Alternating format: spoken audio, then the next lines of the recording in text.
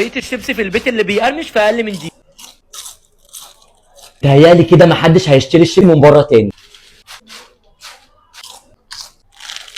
ازاي تشوفوا وصفة الشيبسي دي وتروحوا تجيبوه من بره؟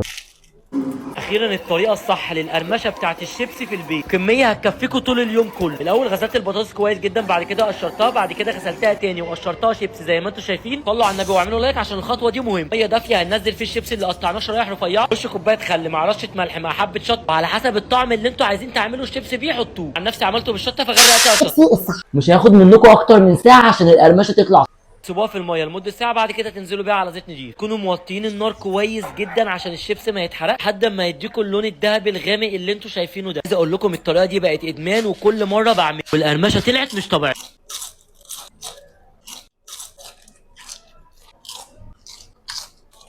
تهيألي كده محدش هيشتري الشيء من بره تاني. هي دي كانت النتيجه النهائيه، جربوها وهتدعوا. ازاي تشوفوا وصفة الشيبسي دي وتروحوا تجيبوه من بره؟